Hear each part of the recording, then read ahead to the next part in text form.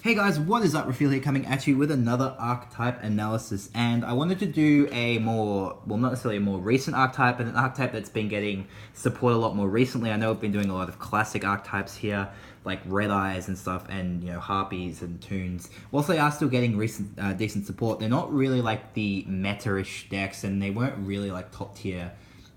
I know Red Eyes and Harpies were back in their day, but they're not really getting anything recently that's gonna like make them like a real threat to the meta.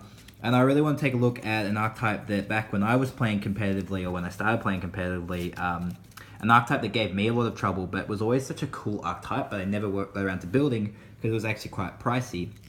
But now we do actually have pretty much every member of that archetype here in the TCG, and I hope to one day actually make a profile for it. And we're going to go through the archetype today, which is Lightsworns. And I hope you guys enjoy it. We're going to go through all the monsters. We're going to talk about some of the reasons why I don't think people play certain cards. I don't play Lightsworns myself, like I said. I played against it quite a lot, and there's researching this, I've seen a lot of cards that they have a lot of cards that I've never seen before. So I'm going to talk about some of the reasons why I don't think the cards are played, and some of the reasons why I would play them in a particular deck. And I hope you guys enjoy it. So please feel free to like and subscribe to the channel and let me know what archetype you might want to see next. I am planning to do Cyber Dragons. I have Dark Magician on the works, Blue Eyes. I will be doing Ojamas when the new support comes out, and I plan to do Tricksters as well when new support comes out. If you'd like to see Tricksters up to now or Ojamas up to now, please let me know in the comments below and I'll get to it. So anyway guys, let us start. First off, we have Arcus, the Lightsworn Druid. So you guys will have to forgive me for the pronunciations on these guys. Don't see this guy summoned, so I don't really know the correct way to pronounce it. So he's a Beast Warrior, and his effect is neither player can target Lightsworn monsters anywhere with card effects. And during each of your end phases, you mill the top 2 cards of your deck. So the fact that he protects Lightsworn monsters from being targeted with card effects is good. Unfortunately, it says anywhere, meaning a lot of the newer Lightsworn monsters do actually have effects that target stuff out of grave, particularly Lumina. So he's unfortunately kind of not really worth running anymore. And he does give you a mill too, I guess, but people probably don't run him because he stops Lumina, and that's like your main. Lumina into Raiden is like your main play with this deck, so unfortunately. Next up we have Celestia, the Lightsworn Angel. So this is another Lightsworn monster I don't normally see played in an in a OTK Judgment Dragon build. You could easily play her if you were playing a more stally Lightsworn beatdown deck running the Field Spell and Sanctuary, which I'll get to a bit later. So her effect is when you tribute summon her by tributing a Lightsworn monster, you can mill the top 4 and target 2 cards your opponent controls and destroy them. So the fact that she can destroy 2 cards is good, and she mills you 4, but she only mills you once, and that's not great, really that good for Lightsworns because they like consistent mill. Next up we have Erin, the Lightsworn Monk. So if she attacks a defense position monster, before damage calculation, shove that monster into the deck. During each of your end phases, shuffle the top 3 cards, mill the top 3 cards. So she was good back in the day when people were using defense. Obviously links don't go to defense mode, and nowadays if you are putting a monster back, like if they're going to summon one of their combo pieces in defense mode, if you put it back in the deck, chances are they will just search it out again and keep plussing. So that's probably why they don't play her anymore. She does have a decent attack power, but she's a bit, not very relevant these days, unfortunately. Next up we have Garoth, the Lightsworn Warrior. So each time a card or cards is sent to the graveyard by the effect of a Lightsworn monster except himself, you get to mill another 2 and then draw a card for each Lightsworn monster sent to the graveyard. He also has 1850 attack for a level 4 monster. He's a really good beater, and he has a really, really good effect. Definitely run this guy if you're focusing on hand advantage.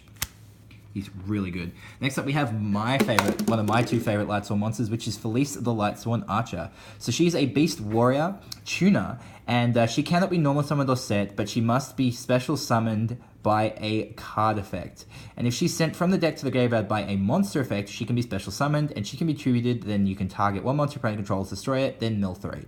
So she's pretty good at 1 or 2. Running her more than that is a bit of a brick, because if you draw her, you can't really summon her out on the field. She is a tuner, so she does work really well with the getting out your Michael, and she looks awesome. I love her artwork, and she's probably, visually, she's one of my 2 favorite Lightsworn monsters, so we'll just put her up there just so we can keep her, because she's cute. Next up, we have Gargaroth, the Lightsworn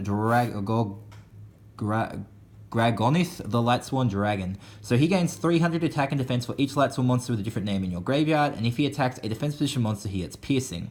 During each of your end phases, you mill 3, and he must be on the field to resolve this effect. So he's better in the day when you didn't have this huge arsenal of monsters. He gets pretty big pretty quickly because you're milling like crazy, but nowadays, like, Judgment Dragon is just, you just want to play Judgment Dragon as quickly as possible. I haven't seen this guy played in years. Next up, we have Jane, the Lightsworn Paladin. So if this card attacks an opponent's monster, it gains 300 attack during the damage step only. During each of your end phases, you mill 2. This guy's a decent beater if you're playing a beatdown stall build, but you know he's too slow for the turbo deck. Pretty simple. And you probably want to play Gargaroth over this guy. He does have 50 more base attack, and he can draw you cards every time you mill from mill, basically, extra mill, so you probably don't want to run him. Then we have Janice, the Lightsworn Mendera.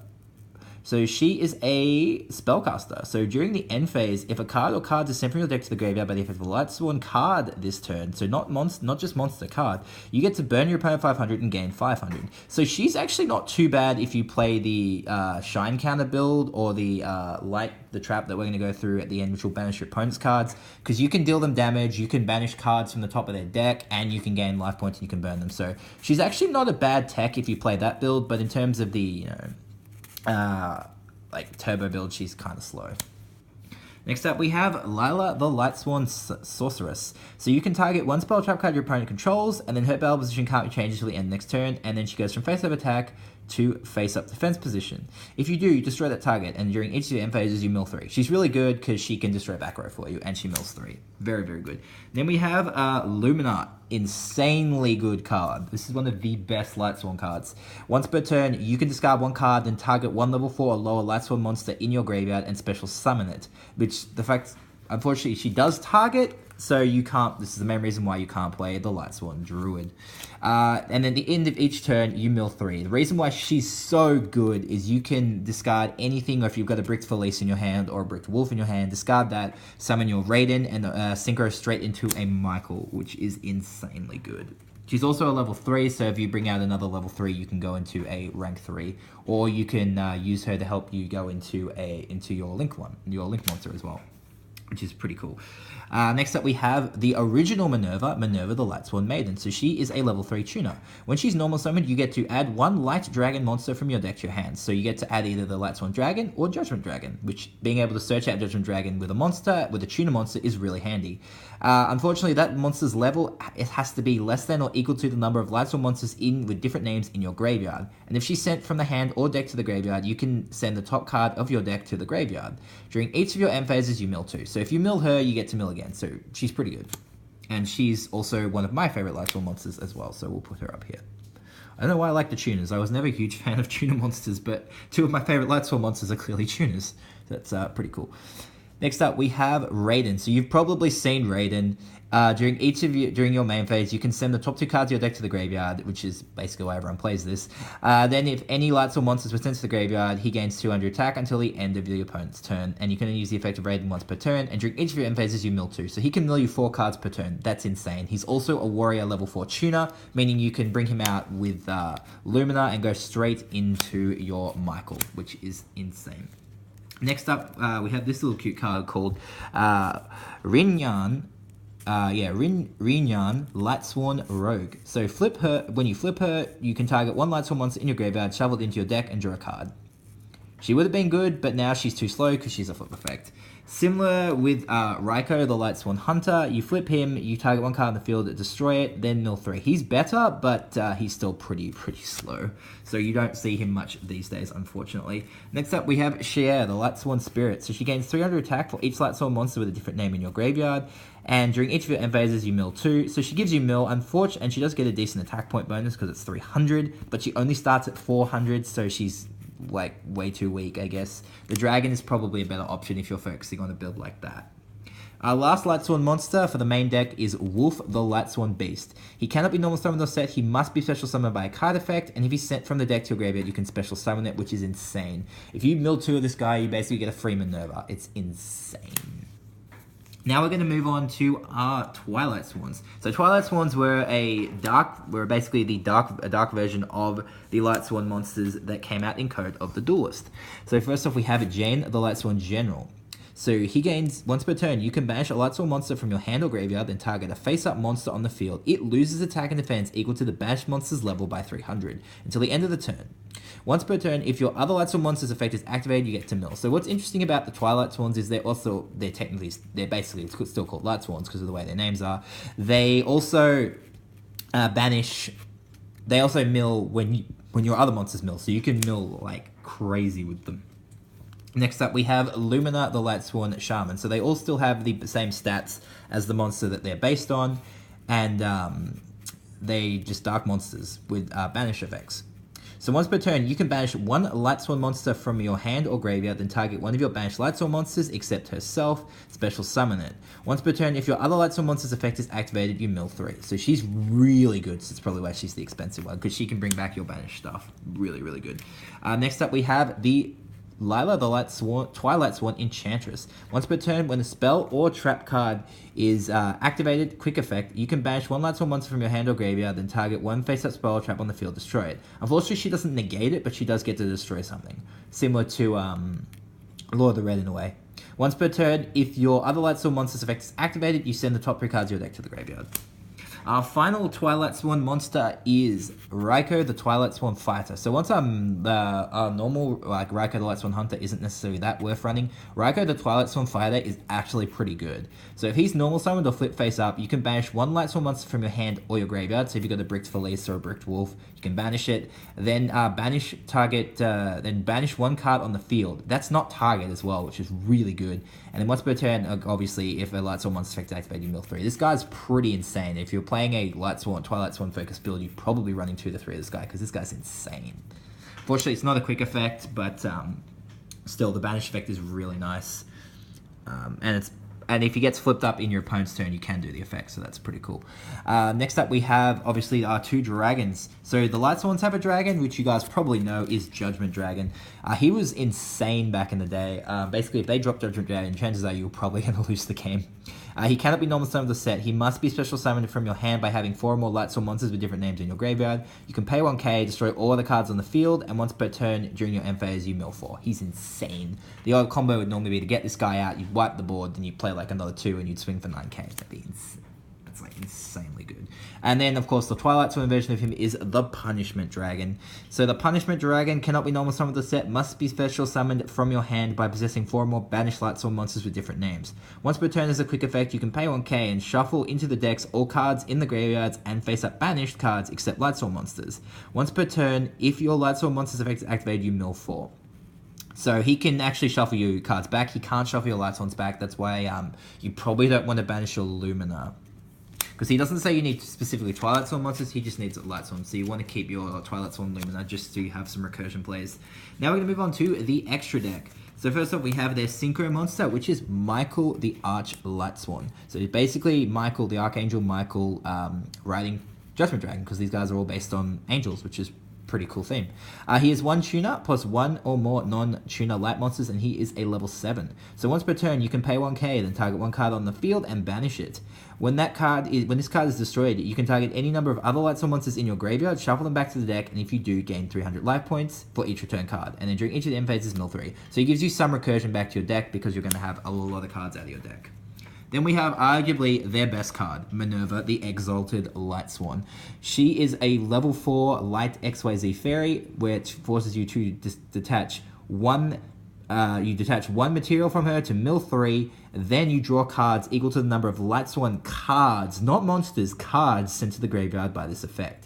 If she is destroyed by battle or in your possession is destroyed by an opponent's card effect, you can nil the top 3 cards of your deck, and then you can destroy cards on the field equal to the number of, again, Lightsworn cards, not monsters, sent to the graveyard by this effect. You can only use this effect of Minerva once per turn. She's like at least a 1 or 2 of in every deck. She's so easy to pull out, and she is, of course, the upgraded form of Lightsworn Maiden. Insanely good. There's a reason why she was a super expensive YCS promo, and now that she's here, the deck is so much better, and like She's insane. And then finally, for their last monster, we do have their new Link monster, which came out in Extreme Force and Variants Pack for OCG, of course. So he is 3 monsters with the same attribute, but different types. So he is somewhat splashable, but yeah, the Lightsworn monsters do have access to fairies, beasts, beast warriors, spellcasters. They have enough to make this guy pretty easily. And if he's destroyed by battle or leaves the field because of the opponent's card effect, while you control it, you can target 1 card in your graveyard, add it to your hand. So it's any card, so he's splashable. You can only use the following effects of him once per turn. If he's link summoned, you can send 1 card from your deck to the graveyard. So you can send a wolf or a Felice straight to the graveyard. That's pretty good. And if cards are sent from the deck to graveyard by the effect, you get to mill 3 as well. So you're milling pretty fast with this deck now. So you need to be careful with this guy. You can deck yourself out. If you play this guy with all the Lightsworns and you don't count your deck properly, or you don't count any cards in the deck, you can deck yourself out. So you need to be aware of that. Now we're going to move on to their spells and traps. So first off, like pretty much every Archetype in Yu-Gi-Oh, they do have their own field spell. It's called Realm of Light. And each time a card is sent from your deck to the graveyard, place 1 shine counter on this card. Yes, it came in an era where counters were really popular. All Lightsworn monsters gain 100 attack for each shine counter on this card. This can get pretty big pretty quickly because you are milling a lot. Shine counter, if this card be destroyed by a card effect, remove 2 shine counters from this card instead. So that's pretty good. It can protect itself, but again, is it really worth splashing? It doesn't have Lightsworn in its name, so it can brick you with your Minerva. The better option you have for running shine counters is your Lightsworn Sanctuary. So it's a continuous spell that once per turn, you can send 1 Lightsworn monster from your hand to the graveyard, then target 1 other Lightsworn monster in your graveyard, add to your hand. So you get to filter your hand if you've got like a bricked Felice or a bricked Wolf. And then each time a card or cards is sent from your deck to graveyard, you get a shine counter. If a Lightsworn card or cards would be destroyed by a card effect, you can remove 2 shine counters from your side of the field. So it doesn't have to be just from this. It can be from your field spell as well for each of those Lightsworn cards instead. So this card's pretty good and it does have Minerva on it, so it's really cute. So you could easily get away with running this at 1 or 2 if you were focusing on a Shine build and obviously running Realm of Light. There's another card as well that works pretty well with this, which we'll get to.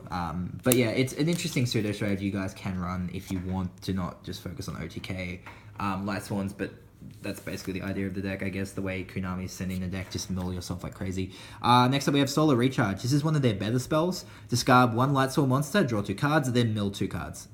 That's insane. Discard a bricked card, draw 2, mill 2. Insane. And if you mill Minerva, of course, you get to mill again.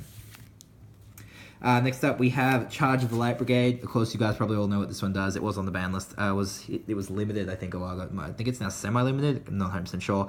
Send the top 3 cards of your deck to the graveyard. Add 1 level 4 or lower Lightsworn monster from your deck to your hand. Mill 3, add 1. For Lightsworns, that's insane. Then we have the Lightsworn Saber. So this is their equip spell. Equip only to a Lightsworn monster. Duh. It gains 700 attack. And when it's sent from your deck to the graveyard, you can target 1 Lightsworn monster you control and equip it. So this is going to stay around for a while. And it does have Lightsworn in its name, so it will trigger Minerva's effects, which is always handy. I didn't even know they had an equip spell until I did some research for this. Next, we have the 1 Twilight Sworn spell card, which is the March of the Dark Brigade. So you target 1 Lightsworn monster in your graveyard that has a level, so you can't use your Link and you can't use your Minerva. Add it to your hand, then banish a number of cards from the top of your deck equal to the original level of that monster in your hand. You can only activate 1 March of the Dark Brigade turn. This card's not great because, whilst it can give you some recursion back from the graveyard, I feel like Lightsworn Sanctuary actually is a better way to do this because you don't have to banish, and you could banish something you needed unless you're really focusing on the Twilight Sworn banish effect. But I feel like Sanctuary does the job better because well, you do have to ditch. You can ditch bricked cards, and this you have to banish, and you can banish something important. It's like you could banish your Judgment Dragon, and then you're like, what do I do if I lost my Judgment Dragon? If you lose your Judgment Dragon and you punish your dragon, like, what are you gonna do? Like, that's just my opinion. Anyway, feel free to ignore it or take it into account. So Twilight Twin Dragons is basically the first Judgment versus JD and PD spell trap. If you control Punishment Dragon, target 1 JD in your graveyard and add to your hand. Then you send the top 4 cards of the deck to the graveyard. And if it's sent from the deck to the graveyard by a Lightsworn monster's effect, you can target 1 Punishment Dragon in your graveyard, add to your hand, then banish the top 4. So it's an interesting tech, but if you're running both dragons, but I feel like Lightsworn Judgment and Minerva are much better ways to get JD to your hand. This card pretty much relies on you having Punishment Dragon, and you would have had to have banished a lot already for that, so that can brick you. So you can choose to run it, but I don't really think it would be that reliable. And I don't really see it played that much.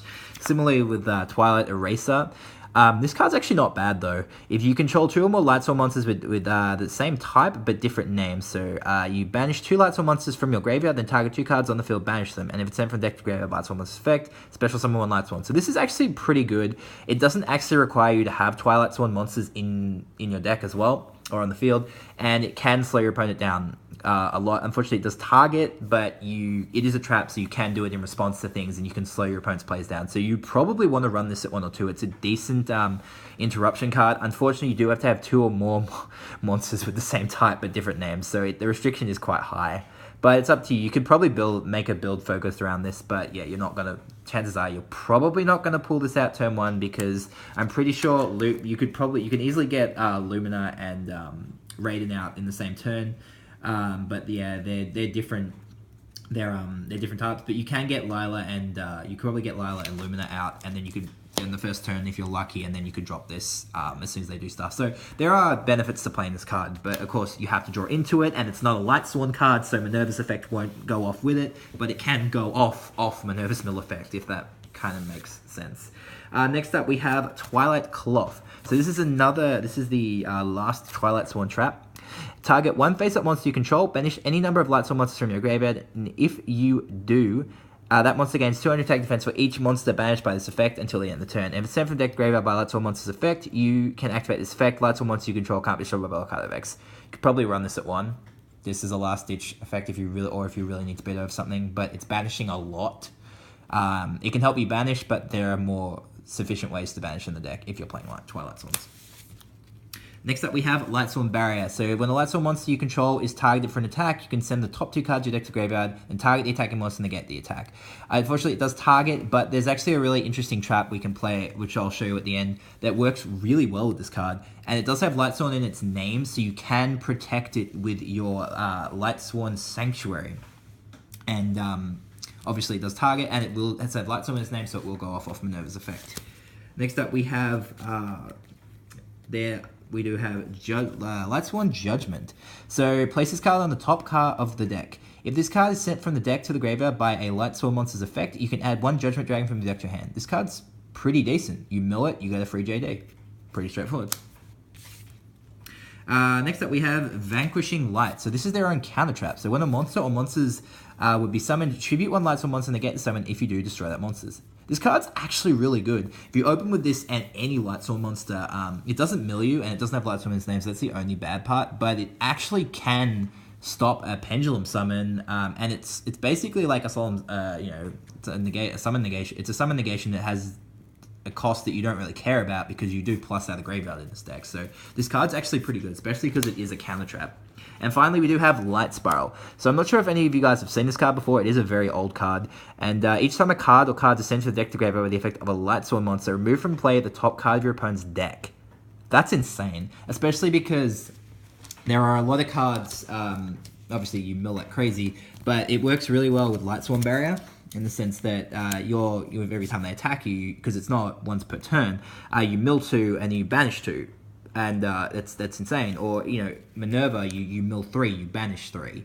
The only downside of this card, obviously, it's not a Lightsworn card, so you can't protect it with your Sanctuary. But this would be actually an interesting kind of like trolly stall Lightsworn deck that I would love to try and make a deck profile for. And if I do, I'll definitely be uploading it for you guys. But one thing we can see about the Lightsworns is that, based on all these card effects, they have, and spells and traps and stuff, I'll put them over here, they do have a ton of different playstyles, which is probably one of the reasons why they've stuck around for so long, because they're so versatile and have so many different options you can do. You can play the banish heavy build for Twilight Swans, you can play the mill to JD OTK, or you can play this troll, banish your opponent's top deck, which is pretty freaking ridiculous.